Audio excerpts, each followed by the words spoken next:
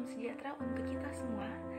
Perkenalkan, nama saya Rizka Vanisia, NIM 3120100029 dari kelas A Pagi, Program Studi Pendidikan Bahasa dan Sastra Indonesia. Di sini saya memenuhi mata kuliah Pendidikan Kewarganegaraan dengan dosen pengampu Ibu Erna Oktavia, Magister Pendidikan. Baiklah, di sini saya akan menyampaikan materi tentang penyimpangan dalam kasus korupsi serta solusinya.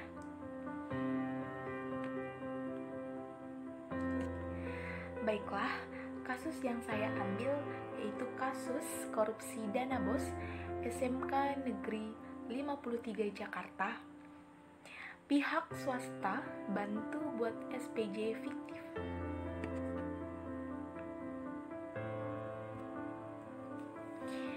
Korupsi, pasti semua pada tahu dong pengertian dari korupsi. Korupsi merupakan ancaman yang serius bagi setiap negara. Tragisnya lagi, korupsi di tanah air telah masuk ke setiap relung kehidupan. Lembaga eksekutif, lembaga legislatif, bahkan lembaga yudikatif yang seharusnya menjadi pihak yang menangani masalah korupsi malah terjerat dengan kasus dan menjadi dalang koruptor. Bagaimana dengan korupsi di lembaga pendidikan? Mari kita bahas. Bentuk korupsi di lembaga pendidikan sangat variatif, bahkan sering tidak disadari oleh pelaku.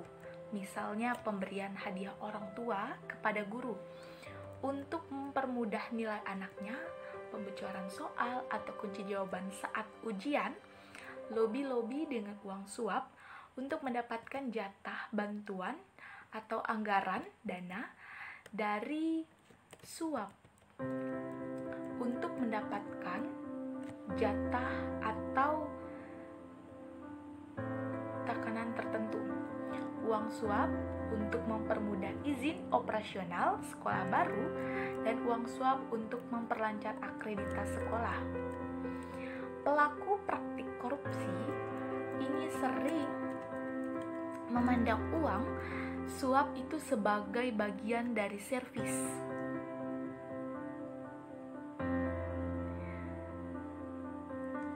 Oke, baik, yang selanjutnya. Dana BOS sebagaimana diuraikan dalam lampiran I huruf C Permendikbud 76/2014 secara khusus bertujuan untuk: yang pertama, membebaskan pungutan bagi seluruh peserta didik SD atau SDLB negeri dan SMP atau SMPLB atau SD SMP Satap atau SMPT negeri terhadap biaya operasi sekolah.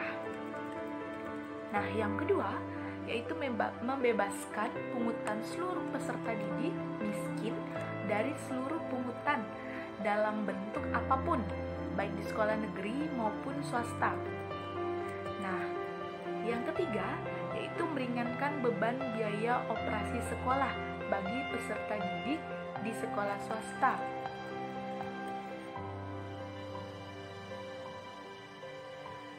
Baik, yang selanjutnya, Kepala Kejaksaan Negeri atau Kajari Jakarta Barat, Dwi Agus Arifto, mengungkapkan adanya potensi tersangka baru dalam kasus korupsi dana bantuan operasional pendidikan atau BOP dan bantuan operasional sekolah atau BOS di SMK Negeri 53 Jakarta. Hasil geral perkara kemarin bersama auditor BK Badan Pengawasan Keuangan, ada kemungkinan beberapa tersangka baru dari pihak swasta. Pihak swasta tersebut dituduh membantu membuat surat pertanggungjawaban atau SPJ fiktif atas pengadaan sejumlah barang. kemungkinan ada tersangka baru. Jadi ada joki-joki pihak swastanya ini menyiapkan SPJ fiktif.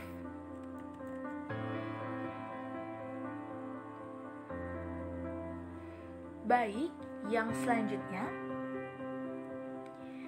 Namun, hingga kini pihak swasta tersebut belum ditetapkan sebagai tersangka lantaran masih menunggu hasil audit dari BPK. Sempat terkendala lantaran auditor dari BPK sempat terinfeksi COVID-19. Jadi ada perannya di situ, tapi tidak harus menunggu hasil BPK keluar, baru kita bisa ambil sikap. Reopan juga belum bisa mengungkapkan berapa banyak pihak swasta yang membantu tindak korupsi tersebut. Sebelumnya, Kejari Jakbar itu telah menetapkan 2 orang tersangka berinisial W dan MF atas kasus ini. W adalah mantan kepala SMK Negeri 53 Jakarta Barat, sedangkan MF itu adalah mantan staf suku Dinas Pendidikan Jakarta Barat. Dwi mengungkapkan, hingga kini kedua tersangka masih belum ditahan. Belum ditahan karena masih membutuhkan pernyataan dari auditor yang ingin ada suara yang telah terjadi kerugian negara dan harus dibuktikan dari auditor BPK. Nah, lantaran belum ditahan, keduanya masih menjalankan pekerjaannya masing-masing.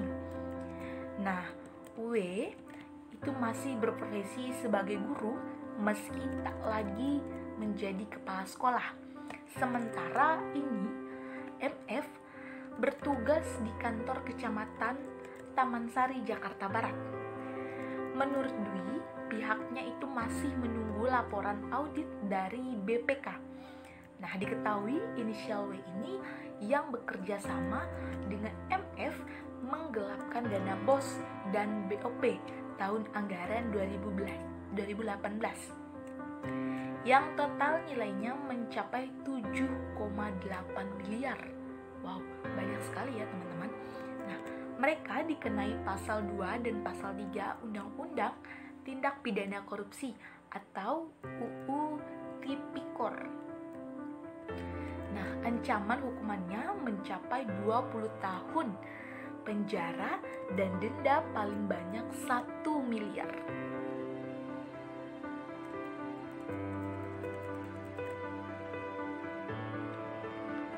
Nah, selanjutnya, bagaimana sih solusi orang yang terkena korupsi? Karena kan korupsi itu bahaya ya teman-teman. Jadi solusinya akan kita bahas sekarang, yaitu melihat dampaknya yang jauh lebih membahayakan dibanding korupsi yang lain. Korupsi di lembaga pendidikan ini harus ditangani dengan serius. Nah, jika tidak, hal itu sama halnya menciptakan calon-calon koruptor baru, baik yang terang-terangan maupun terselubung. Nah, bagaimana sih solusinya? Yang pertama, yaitu sistem pendidikan tidak memberi peluang untuk terjadi korupsi. Nah, kita ambil contoh nih, jika benar terjadi kebocoran soal, misalnya di saat ujian atau kunci jawaban, sebenarnya mengidentifikasinya bahwa ujian tersebut dirasa sangat memberatkan, sehingga terjadi korupsi di lembaga pendidikan, atau dengan modus beredarnya kunci jawaban, adanya pelajaran tambahan yang harus bayar mahal, atau kebohongan dalam ujian akan memberi dampak rusaknya mental siswa. Nah, oleh karena itu, sistem ujian harus diubah. Maksudnya, penciptaan sekolah-sekolah mahal merupakan bentuk korupsi karena menghilangkan akses anak-anak dari keluarga miskin sehingga sistem pendidikan mahal harus ditinjau ulang dan masih banyak sistem yang harus dibenahi. Nah, yang kedua yaitu adanya pengawasan yang ketat di lembaga pendidikan. Nah, sayangnya fungsi kepengawasan dalam bidang apapun di negeri ini kurang atau tidak maksimal karena pengawas memposisikan diri sebagai pihak yang harus diservis dengan baik. Jika sudah diservis, ada kecenderungan semua masalah akan terselesai atau easy going. Nah, yang ketiga yang kita bahas solusinya yaitu ada pencerahan terhadap pendidik. Karena pendidik itu sendirilah sejatinya yang menjadi kunci untuk menghilangkan korupsi di bidang pendidikan. Pencerahan itu dapat bermacam bentuknya. Nah, misalnya pembelajaran tentang korupsi dan dampaknya di lembaga pendidikan. Baik, sekian presentasi dari saya. Mohon maaf jika ada kesalahan dan kata-kata. Saya ucapkan sekian dan terima kasih. Sampai ketemu.